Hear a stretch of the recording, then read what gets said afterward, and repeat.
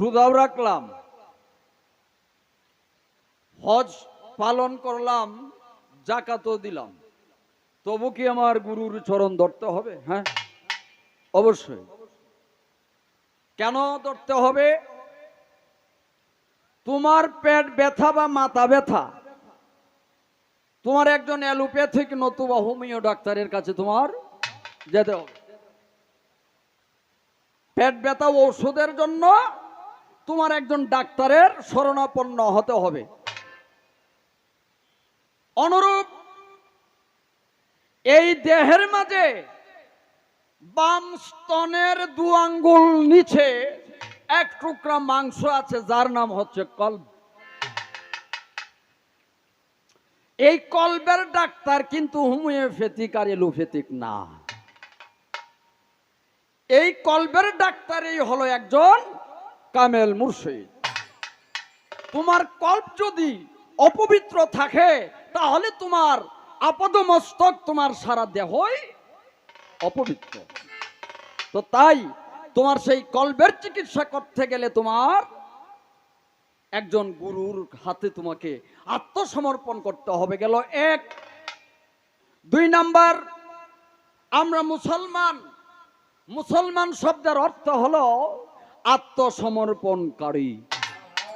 যতক্ষণ পর্যন্ত তুমি তোমার একজন মুর্শিদের চরণে নিজেকে সমর্পিত না করবে, ততক্ষণ পর্যন্ত তুমি মুসলমান বলে দাবি করতে পারবে না। 2 নাম্বার। 3 নাম্বার, আল্লাহ পাক পাক জবানে বলেছেন, ওয়ায়াতুল উখরা ওয়াইসফাকা আলাইকুম ওয়া আমাহু ফি জাহিরাতু বাতিনা। আমার আল্লাহ পাক জবানে বলেন, আমি প্রত্যেকটা নর এবং নারীকে সৃষ্টি করেছি 2টি নিয়ামত দ্বারা। একটা হচ্ছে বাতুন, এক গোপন, আরেকটা হচ্ছে জাহের, এটা হলো প্রকাশ। অনুরূপ আমি 2টি ইবাদত প্রত্যেকটা নর এবং নারীর উপর ফরজ করে দিয়েছি। জাহের হলো শরীয়ত, আর বাতুন হলো ইলমে মারিফাত। আল্লাহর ফরজ যদি তুমি আদায় করতে চাও, তাহলে অবশ্যই অবশ্যই তোমার একজন গুরুর শরণাপন্ন হতে হবে। সনাতন ধর্মের সনাতন ধর্মে একটা কথা আছে মহাভারতের শ্লোকে, অধিকৃতাং লোকনাং জলদন্ত্রে মূত্রতুল্যং। এটা বাংলা অর্থ হলো, একজন পীরের চরণ যেজন ধরেনি, তার হাতে পানি খাওয়া আর প্রস্রাব খাওয়া সমান কথা। তুমি সবকিছুই পালন করেছো, কিন্তু তুমি যতক্ষণ পর্যন্ত নিজেকে সমর্পিত না করবে, ততক্ষণ পর্যন্ত তোমার মানব জনম ধন্য হবে না। বাহ, আমি তো ভাবতাম মানসে কইতো এতদিন যে আপনার মাইয়া অযথা তর্ক করে, অনেক মোবাইলে আমাকে ফোনে মানুষ নালিশ করে। আজকে বিষয়টা বুঝলাম।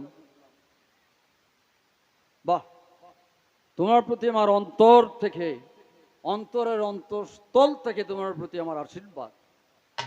তুমি যে জায়গায় জিজ্ঞাসাটা করেছো, প্রশ্ন যদি সুন্দর না হয়, জবাব সুন্দর হবে। প্রশ্ন সুন্দর করেছো, জবাবও সুন্দর। এইবার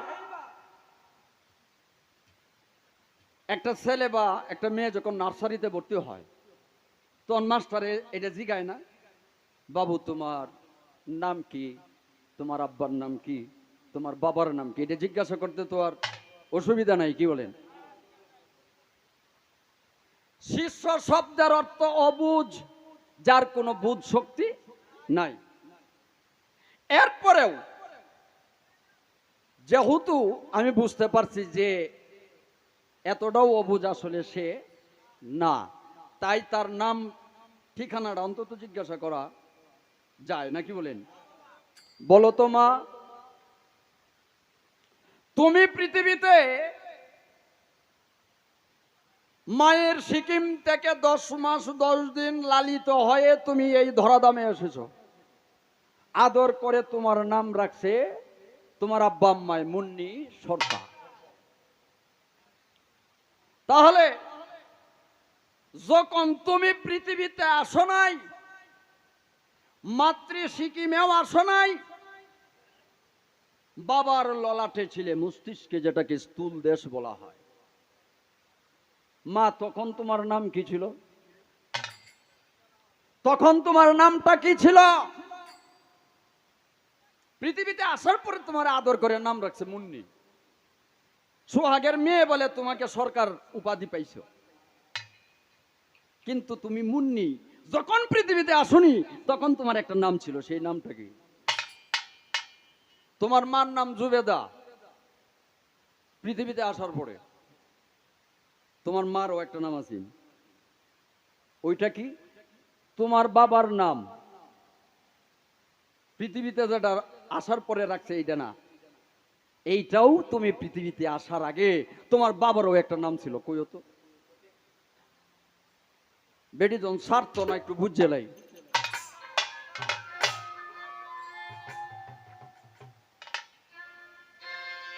একটু বুঝি নাকি?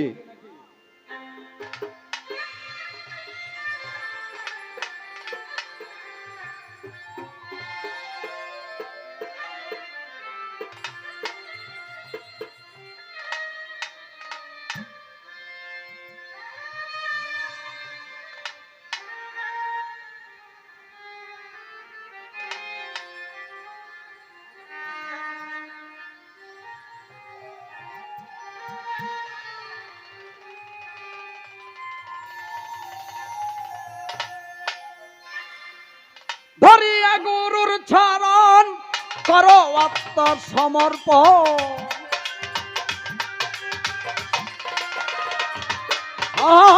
ধরিয়া গুরুর চরণ করো আত্মসমর্পণ।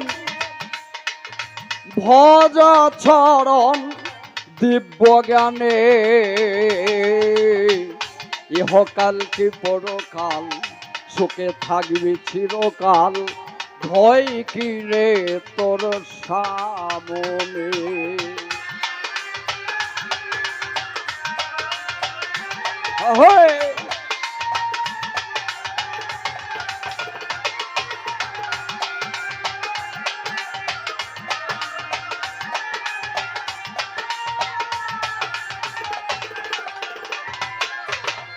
এই দেহ মন করিয়া অর্পণ, নিরিকে বাঁধ দুই নয়নে।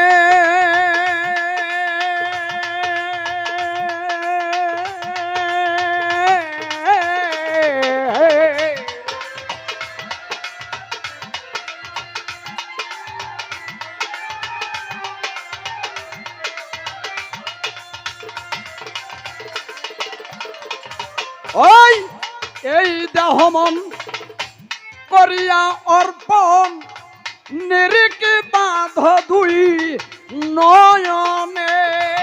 তোমার দেহের আবর্জনা কিছুই তো রবে না,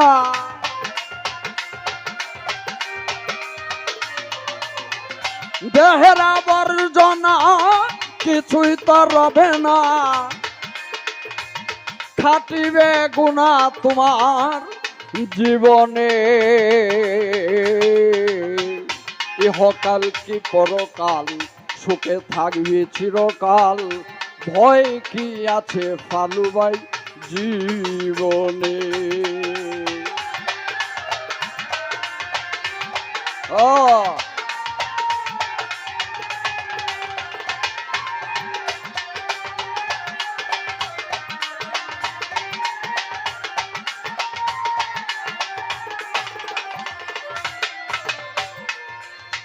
গুরুকে ভজ পথি, তবেই দেখবে রূপের মূরতি। হৌগে সতী তার চরণে।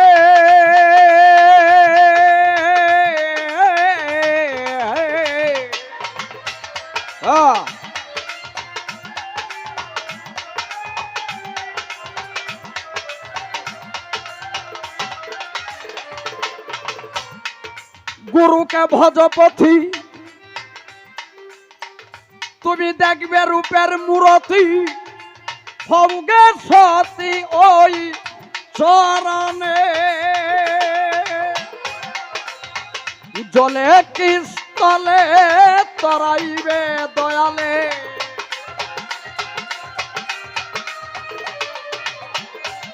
জলে কি স্থলে অনল কি অনিলে তরাইবে দয়ালে নিজ গুণে ইহকাল কি পরকাল সুখে থাকবি চিরকাল ভয়ে কি আছে তোমার সামনে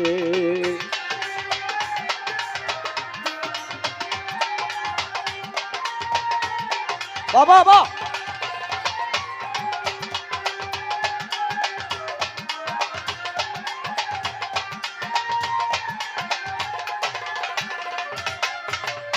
অমূল্য ধন রতন কাঞ্চন আছে দয়ালের দোকানে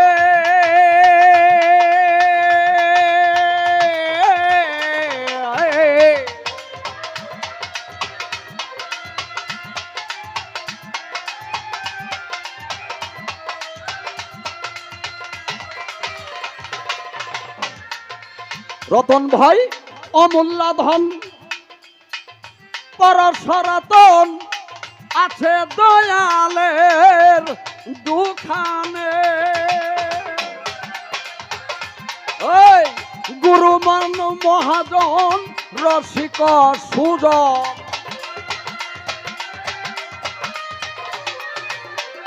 গুরুমান মহাজন রসিক সুজন রাখিয়া সর্বক্ষণ যতনে ইহকাল কি পরকাল সুখে থাকবি চিরকাল ভয় কি আছে বলো সামনে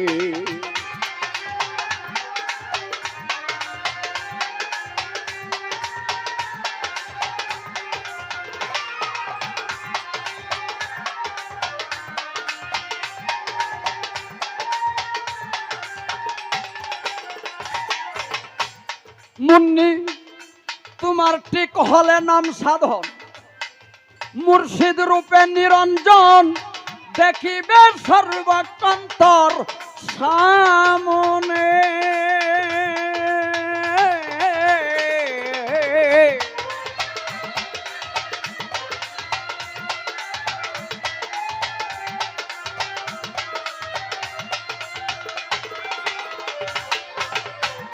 রতন ভাই ঠিক হলে তার নাম সাধন মুর্শিদ রূপে নিরঞ্জন দেখিবে সারাক্ষণ তুই সামনে ওই সোহাগ সরকারে কয় গুরুদিন দয়াময় সোহাগ সরকারে কয় গুরুদিন দয়াময় রাখিয়া সব সময় সামনে ইহকাল কি পরকাল সুখে থাকবে চিরকাল ভয় কি আছে তোমার সামনে